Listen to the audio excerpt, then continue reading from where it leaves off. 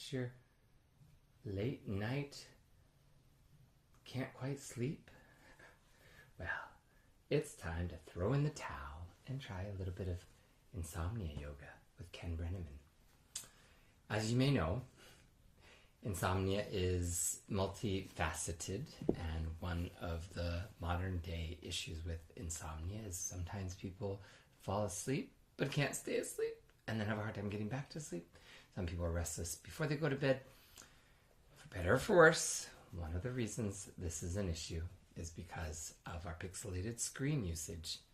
And so I'm going to ask you to take this practice, and it will be as descriptive as possible, but try not to look at the screen that much. You might dim the light. I will, even during the sound bath, turn my little backlighting off, and I'm going to give you 3 main things that you could do to set up for this practice. So in case you do end up getting sleepy, you can just roll yourself into bed or tuck yourself into the mat. Come on over. So the first thing I'd like you to have is, no matter what kind of props you're working with, even if you're quite a minimalist, there is this setup that I like to recommend for people to be able to do with if they have 2 blocks or a couple of blankets, and if you're lucky enough to have a cuddly furry friend to join you, sometimes that helps regulate our nervous system too. Thanks, Sibo, for reminding me of that. If you have 2 yoga blocks or a cushion from the sofa or a pretty firm pillow, but I'm going to show you this handy dandy 2 yoga blocks and any kind of throw blanket. And what you might be able to do with this throw blanket is just open it up enough so that you can then, Sibo wants to join, huh? You're going to lay the blocks right here. Oops, sorry, sweetie. I'll give you another blankie. And then, as much as you can do a rectangular object, you just roll them and make this soft. And now, voila, you have your own bolster for some yoga practices. It may not be as soft as a regular yoga bolster, but it will do the trick. Now I'm going to offer Sibo his tuck-in service because he really likes having a blankie near him. So if he wants to join here, right, he might fall asleep before we do. So this practice is here to guide you to help calm the nervous system that sometimes manages to get activated by late night thoughts, planning for the future, dwelling in the past. Now, this is a beautiful thing that we have between our ears, and we also have to be able to learn that the dimmer switch technology of the human brain requires us to do some pretty straightforward, simple practices that some work for some work for others, but there'll be an array of options here that you might be able to try out. So we are first going to then name a couple other non-yoga props that might be handy, but one is a little extra pillow. Since Sibo's not using his, I'll show you, is just to make a little cushion for the neck. And if Sibo joins me there, all better. And that's just to protect the neck. If your chin is higher than your forehead, or you feel your chin tucking into the collarbone, you just want to be able to lengthen the neck. Because a lot of our practices will have our legs up a little higher than our head. And the second thing is to have a eye pillow. Boom! Just in case we get into Shavasana, you won't be looking at a pixelated screen. You'll be looking at that amazing ancient technology that's the back of your eyelids. Or the advanced technology of looking into our third eye. Third, you might want to have a nice, toasty, warm, hot water bottle. Now, I know some friends that make them out of a variety of things, but you can get these kind of pinkish colored ones, the one my grandmother used to give us when we were little kids, but this is one that you can just kind of put near your feet or hold it for a while. You don't want to overheat the body, but just to have a warm source, especially if you're practicing in the colder space. So we're going to start off by bringing this bolster out of the way for a moment. Okay. And if you are working with a regular yoga bolster like the one I just demonstrated with over there, you could place it there instead. Yes, Sibo's going to demonstrate and make sure it's firmer than a regular bolster. You're going to lie your head on down. Now you notice my altar, I do have a candle that may be one more thing that you get before the end of our practice, just to have a candlelight. That might be the way that you dim any artificial lighting in your house and just practice by candlelight, moonlight, or computer screen light. As you lie your head down, just situate so that the forehead and the chin are about the same height. And we're going to let our knees rest into each other. If you'd like, and Sibo's going to let me do this, you could rest your feet just a little higher, and I'm going to inchworm down. Your feet are raised just on that bolster. Now you're going to take your hands and just gently touch the top of the collarbone, right where the neck and the chest meet. And you're going to rest your elbows down. I'm going to go up to seated to demonstrate this. But as you're laying back, you're just pressing your fingertips right where you can find that bony part of the collarbone. There's two little nodules there where the collarbone meets. Now, with your hands, you don't want to use too much energy here. You just want to do a little bit of love tapping. This is borrowed from an EFT, or emotional freeing technique. Sibo's going to refluff my blanket. And imagine you're lying down, you have a puppy dog to fluff your blankie, and then you get to go ahead to tap for just a few deep, quiet breaths. And if you are having to look at a pixelated screen, I hope you enjoy the nest building that's happening here with my little Shih Tzu doggy. Go, Sibo, go. And just take 3 more breaths here, aligning the spine, resting into the back body. And then we're going to take our hands, rub them lightly together. And then we're just going to lightly, again, look away from the screen for a moment. Take the heels of your hands, press them into the eye sockets, and feel that warmth.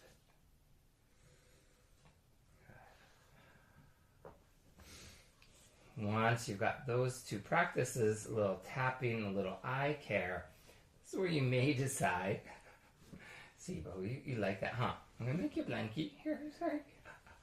There you go. With a blanket underneath your head, even though I've given mine up to Sibo, and your feet are still on the bolster, I'm going to eventually bring your knees up to your chest. Now, this is a practice I advocate for in the morning as well. First thing you do when you get out of bed is just to give your knees a little hug, whether you're in the bed still or on the ground. And just, if you're on a flat surface, just want to slowly rock yourself.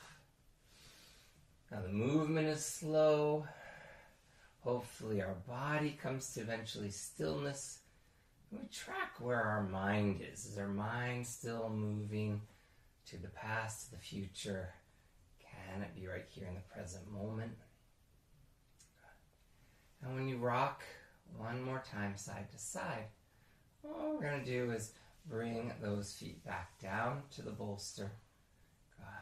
Let the arms open up into a Y or a T shape. Sibo found his spot, yay.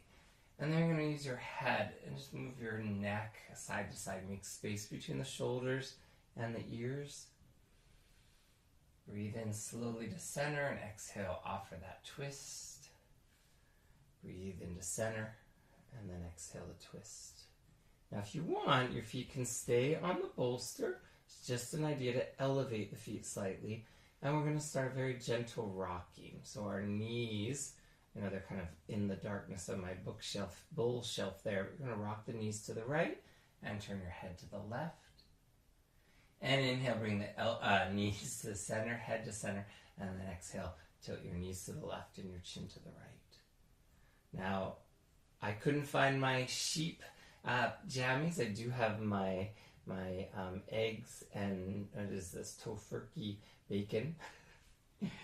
Well, if you do have a way to set up this rocking, you're just going to count the breath.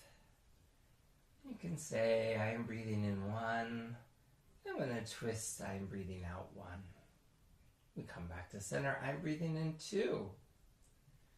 I am breathing out 2. The eyes can stay closed or look into the third eye, and you just count.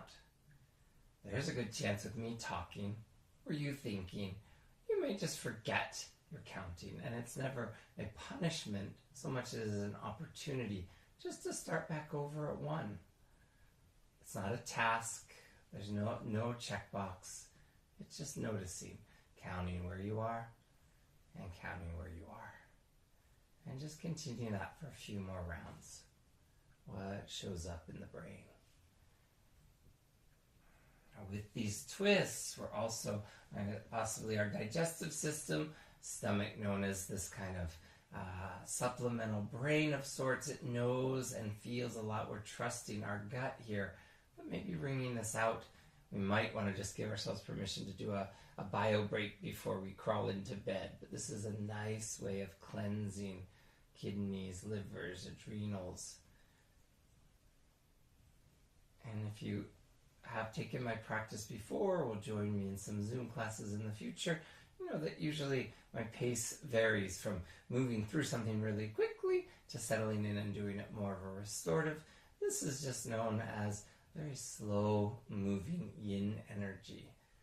You have the advantage of just letting the eyes gaze inward, but if you need to look to the ceiling for these last couple rounds, just notice if you're maybe tracking less, the eyes a softer gaze somehow. That's a good sign. When your knees come back to center this next time, go ahead and hug the knees into the chest. And then I'm going to encourage you not to do too many movements here, but if the bolster works for you, just keep the feet on them where they are. I'll take my socks off so you can distinguish between foot and bolster, even though you're not supposed to be looking at the screen very much. And you're just going to cross the right ankle over the left thigh. And once you're there, you can just do a little sway. It's not going to be as deep as before. But again, notice how we're going to use the arms to go inhale, center. Exhale, close the fingertips over the heart and twist. Inhale, center. Exhale, twist away. And you're just going to try that out a few times. And I'll count with you. So here, counting in 1, breathing out 1. Breathing in 2, breathing out 2. Breathing in 3, breathing out 3. Breathing in 4, breathing out 4. Breathing in 5, and then we uncross, breathing out 5. Now if your bolster happens to slide because you're putting weight in it or you're getting relaxed, just notice that. Sometimes the contents shift while we're starting to get restful. You're going to cross the opposite ankle over the thigh, support the foot on the bolster, open the arms into a T. Take a nice deep breath in. I am breathing in 1, and twist off to the side. Tap your fingertips right at the heart center, right in the sternum. Inhale, I am breathing in 2. Twist to the opposite side, tap. Inhale, I am breathing in 3. And then crisscross, I am breathing out 3. I am breathing in 4. I am breathing out 4. I am breathing in 3. Sorry. Whoa, that's a good sign that I'm getting sleepy. Oh, I was recording this late night, so hopefully, if that woke you up, that we got to 5 on that side. Hug the knees in. And indeed, I have been a practitioner of yoga for 27 years. I'm prone to fall asleep if I take your class. I try not to fall asleep if I'm teaching my own class, but wasn't that fun? Lean to one side.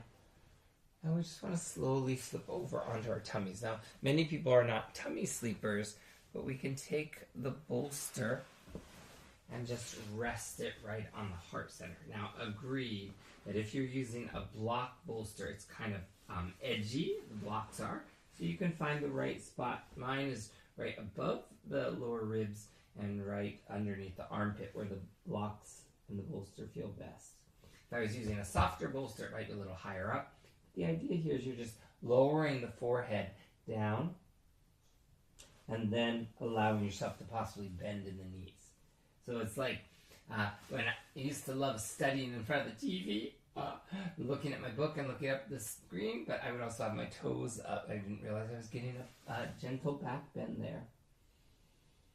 Here we want to breathe, so we lift in the chest, in the back body, And then we exhale and soften into the front body. If the knee bend, one indicator that it's just too much of a stretch in the lower back, lower the feet down and rest them. The other is sometimes can happen if you're lifting a foot and you get relaxed. You might sort of twitch or it might be jarring. So at that point, you know that your central nervous system is switching into parasympathetic response. So it could be that you're getting tired and tired and tired. And if this video doesn't work for you, I encourage you to look up a repeat of Ferris Bueller's Teacher and see if his drony voice would help you out. I am appreciating that there are indeed many books that people read on YouTube to help you fall asleep. I find reading actual books with paper, even if I need my reading glasses, is a great way to get my brain to stop thinking about the day or things like that. Unless it's a really good book like A Three-Body Solution or something by Stephen King or something that kind of keeps you awake rather than helps you sleep. But anyways, I digress. We're here to just count. This is also an inverted state. If our head is lower than our heart, we consider that inversion, and it is a great way to lower the blood pressure. But our heart is so much, even if you're on the more empathic side, it is the heart that feels like it's got to have some armor. So this gives you permission to just rest into a firmer pillow, cushion, bolster, but also feel safe in your back body. Now, Dr. Stephen Porges, who's helped us understand the polyvagal theory, he's the one that would quote, and I'd say, that's such a great quote that I love to fall asleep thinking, that if we immobilize without fear, we contribute to society in a very profound way. I've moved his words around a little bit because in the years I've taught in person and now on Zoom and now offering recorded sessions, it is interesting to think like how we connect with each other is so, so important. So I'm going to have you stay in this position for just a minute longer, but I am going to do a little bit of letting go practice. And that is if indeed, right, you've got someone or something on your mind, I want you to just lift your head up just a little bit at a time, right? That's that elevated, I'm awake, I'm alert, and then exhale. Just say, I'm going to let it go. Now your forehead might touch the knuckles, it may not. Inhale. I'm thinking about something. Why is that following me around?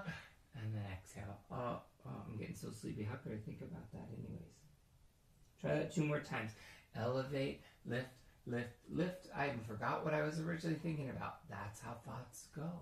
And then exhale. Even let that thought go. One last time. Elevate the head. Look upwards. And exhale. Soften into it. Now the next move is rather subtle. You're just going to bring those hands back behind the bolster. Use a little arm strength to sit back and give yourself another inversion where you're sitting back in child's pose. You could take the bolster, slide it in between your thighs, and then just rest the head one side cheek to the bolster if that works for your neck. Now here, just in case it works for you to keep your forward fold in child's pose, you drag your hands back behind you and just lightly let those hands tap. Here we're just going to be able to tap slowly. A little more, perhaps, oomph than our fingertips tapping our collarbone. This is just to allow us to give us a little drum circle of our own. We get to tap the adrenals, and you can stay laying down if you peaked, but you're just going to be able to do this any time of the day works. But here, just remembering that this is all it takes to say adrenals, thank you for getting me through the day. Kidney, thank you for processing so much. There's another vital organ in there you want to send some love taps to. We're just going to do this for 5, 4, 3, 2, and 1. Okay. So now that the bolster's here and it's very useful, we're going to sit off to, I'm going to say the left side here. We're just going to scoot so that we can snug it on in. And honestly, if it's left side, right side, sometimes that could be a debate for another time that would put us to sleep. But for you, whichever side you land on, just make sure you've got a little lift here so that your ribs can lower. And then a gentle twist is just looking past the front arm.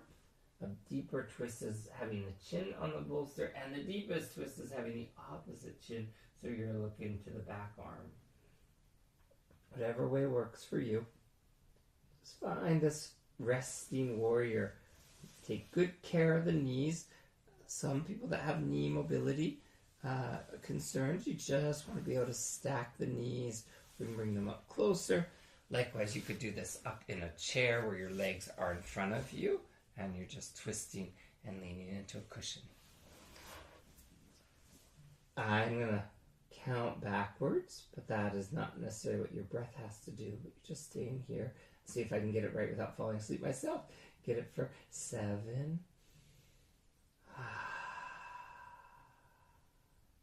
6,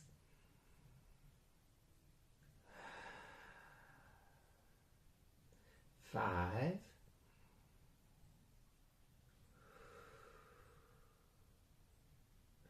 4,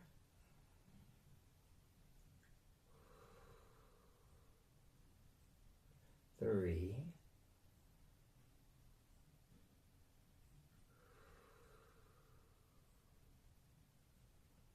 2,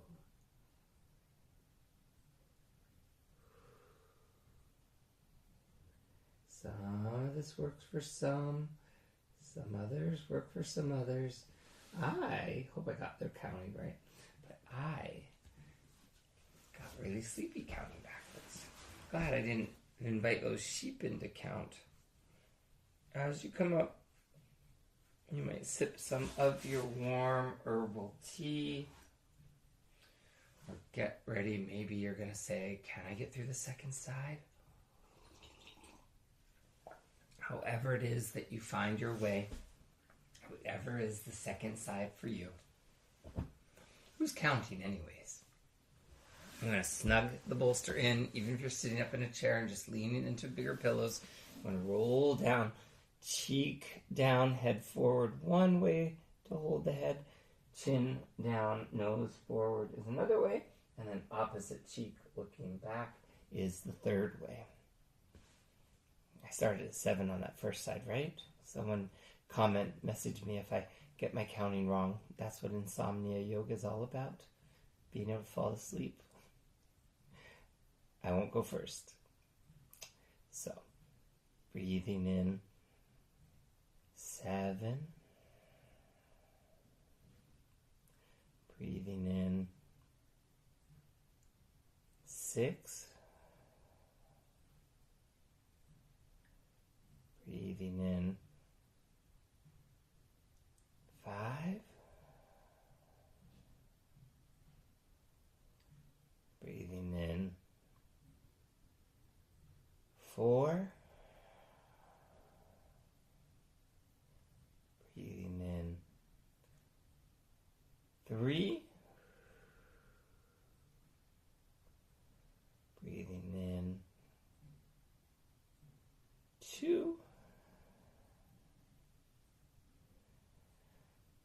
And breathing in 1. I'm going to use your hands. Nudge either side. Come up slowly. If this any point in the last few rounds of practice you say, oh, I'm tired, click me off, go to sleep, don't worry, we'll be here next time. The key here is, in our last little setup, you might want to be inchworming closer towards a wall, and I will set up the next to last thing, see who's still awake, but you're going to snug the bolster into your tailbone. Come on back. Now, if you're using a block and that's too much of an arch, really honor that. You might decide to even, what? Do you remember what this was like originally? The block and the blanket get disassembled. And you just get to take the blanket then and make a little less of a back bend lift. And the reason I like that is sometimes, depending on the length of the blanket and the length of the spine, You may find that the head, did it work? Yes, it just droops out and we get a final inverted state. Some people that practice just tilt their head slightly off the bed if their bed's pretty firm. Others will use more of a blanket here to lift the chest a little bit more. But I just want us to be able to lay right here. The slight untuck of the tailbone is magical for the lower back. Rather than the S curve finishing up, tilting the tailbone forward, it's dropping it back or untucked. And then we get to find the wonderful spot of looking into our third eye, advanced meditative technology there. And I'm going to suggest one thing before we get too deep into this, is you might want, at this point, if you know it's safe for you to move about a flame, you're going to place the flame maybe 2.5 feet over your head and see how this angle looks. And you're going to, it didn't really work for me. So it's actually too far away. But if you have a higher flame, just be careful here, that you can see the flame and even see it through when you look through your third eye. It is quite the option. Even just knowing a light is hovering above my crown chakra can be a meditation in itself. And our senses, they start to cooperate with us when we're heading towards sleepy time. If we invite any of the sense into doing something gentle, not taxing. So my eyes and my inner seeing are looking at my third eye. But my outer eyes are trying to see what that candlelight flickering is doing. And see if anything shows up for you here.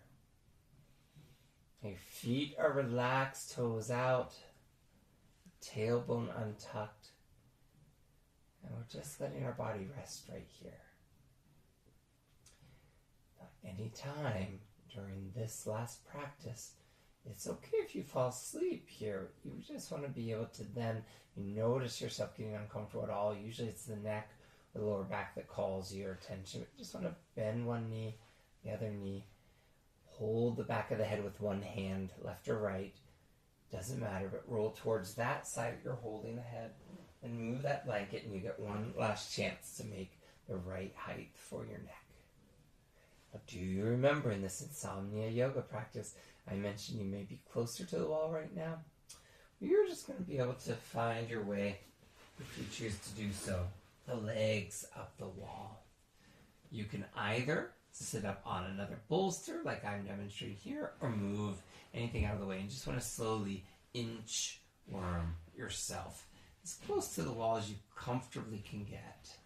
If movement feels like, oh my gosh, I feel heavier, or gravity's working a little harder here, you just want to be able to acknowledge that anything that determines where you're heading in the direction of sleepy time. Notice what you notice. If you're treating yourself to this last L shape of a pose, the blood is flowing from the toes to the ankles, to the knees, to the hips, to the groin, to the belly, to the heart, and then just floats all the way through.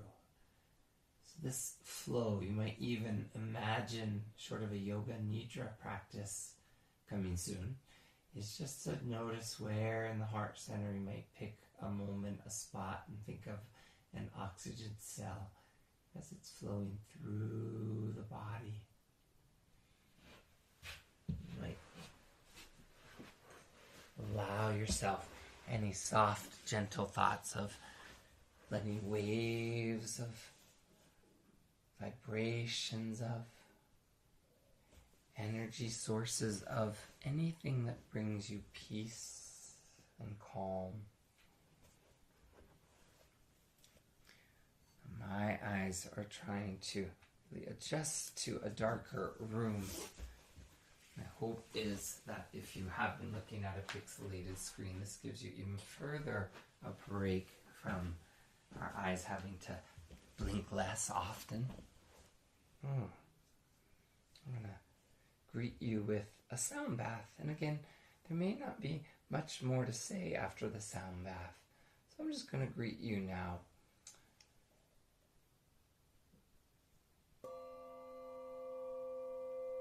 So you allow this last set of words to reach you. Send them with a reminder that kindness matters. Self-kindness is important.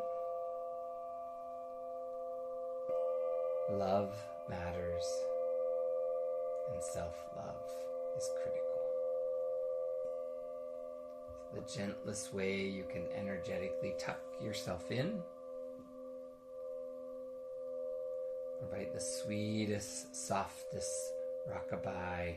Imagine if Sibo had a voice. What would he say? Good night, sweetheart. Sweet dreams, dear.